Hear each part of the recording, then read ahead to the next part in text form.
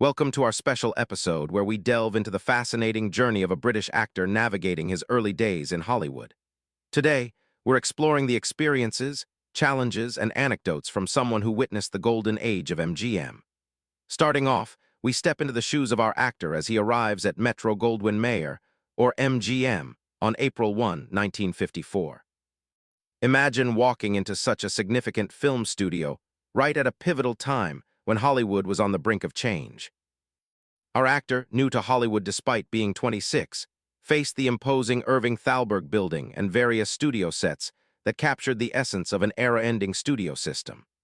Amidst an environment buzzing with big names like Lana Turner and Ava Gardner, the competitive tension between film and the rising threat of television was palpable.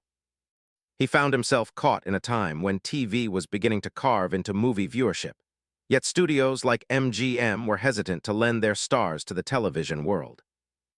Now let's talk about his first Hollywood film, Kitty Ostetny raz Widzi Paris. Featured alongside the leading stars Elizabeth Taylor and Van Johnson, our actor remembers the grandeur surrounding speaking a line with Taylor. Imagine the nerves as he anticipated his scene where he nervously had to hit Van Johnson. Despite initial anxiety, he was soon comforted by the kindness of his co-star.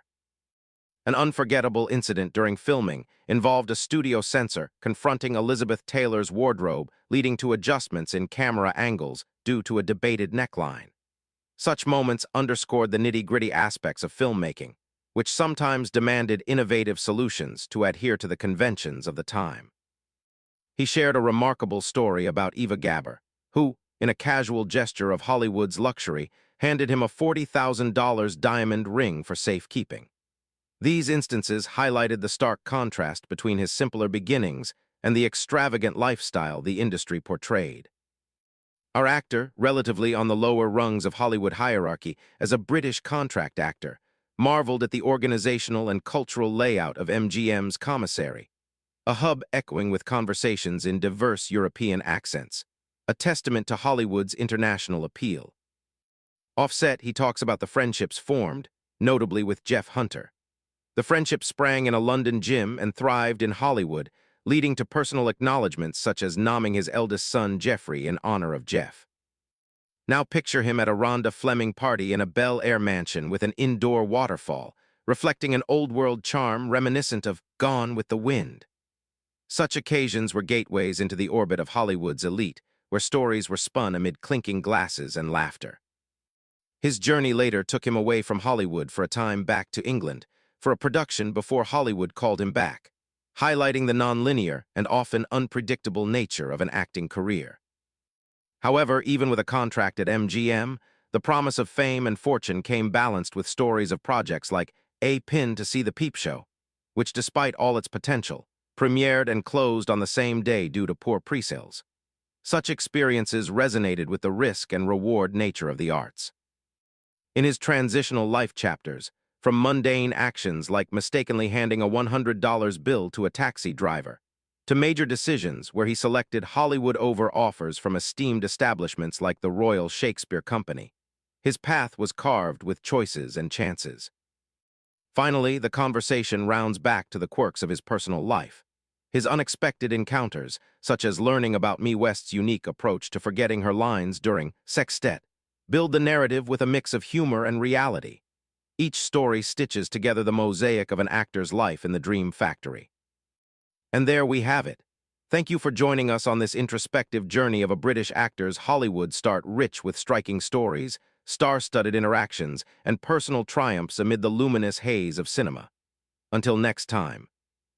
Host, welcome back to our enlightening journey through Hollywood's golden age with none other than the charismatic British actor who navigated the glitz and glamour of MGM's backlots. Before the break, we touched on your fascinating encounters with the iconic Elizabeth Taylor and Van Johnson. But I'm curious, what was the typical day like on a Hollywood set back then? Guest, Hollywood in those days was a world unto itself, truly a spectacle. Picture bustling sets with bustling activity, extras, directors bellowing instructions, and of course the actors preparing for their roles. A typical day often began at the crack of dawn. As soon as you arrived, you were ushered into costumes, then makeup. They were meticulous about every detail. Imagine the anticipation in the air as everyone got into character. Some days felt incredibly long, especially when scenes dragged into the night, but the excitement never waned. Host, it must have been intense. Did you ever feel overwhelmed by the studio's demands or the pace of filming? Guest, certainly, it could feel overwhelming at times, especially with the likes of Louis B. Mayer keeping a close eye on productions. The studio had an incredible knack for making you feel like you were part of something very grand. There was pressure to meet expectations, yet there was also an exhilarating camaraderie amongst everyone. We often found solace in our shared experiences. Host, you mentioned earlier the grand parties and the social scene that came with life at MGM. Do you have any particularly vivid memories from those extravagant nights? Guest, yes, indeed. The studio was famous for its lavish parties, events that seemed to bring the entire city of Hollywood to their feet. One party that stands out featured a young Elizabeth Taylor arriving in the most exquisite gown, causing such a sensation that it was the talk of Hollywood for weeks. These parties felt like a scene straight out of a movie. There was music, laughter, clinking glasses, and always something unexpected happening. You'd find yourself shoulder to shoulder with legends like Spencer Tracy discussing films, or with Judy Garland sharing a joke. Host, it sounds magical. Considering these high-profile gatherings, were there moments you had to pinch yourself just to believe where you were? Guest, oh, many times. There was always a sense of wonder being able to interact with people whose photographs adorned magazines worldwide. But what was truly unforgettable were the quiet conversations away from the limelight where you got to know these stars on a human level. Behind the glamour, they were simply people with hopes and dreams, fears and stories. Host, from your interactions with such stars, who left the most lasting impression on you and why? Guest, I would say Greer Garson left a particularly strong impact. She carried herself with such grace and kindness, always encouraging everyone around her. She had this remarkable ability to make you feel at ease, like you were the most important person in the room. Her dedication to her craft was unrivaled, and she brought so much depth to every role. Host, that sounds beyond inspiring. Now, as we return to the heart of Hollywood production, could you tell us more about the impact of changes in the industry during your time there? Guest, absolutely. The industry was constantly evolving, and those shifts were palpable on set.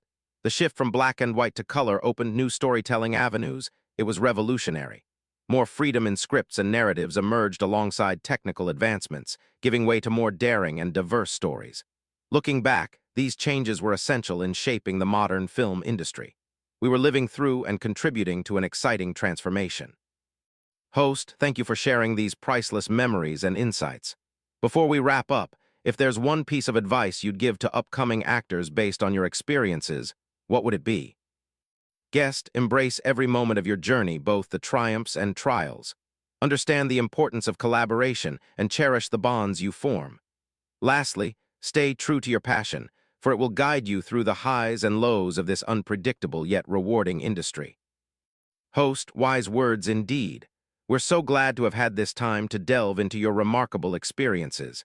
Any closing thoughts you'd like to share with our listeners?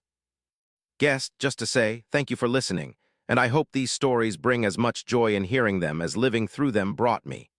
Hollywood was a golden era of dreams, laughter, and incredible connections. I hope it continues to inspire for generations to come. Host, it's been an absolute pleasure. Thank you for taking us on this nostalgic journey. Until next time, dear listeners, keep dreaming and never stop exploring the magic of stories. Goodbye. Guest, goodbye.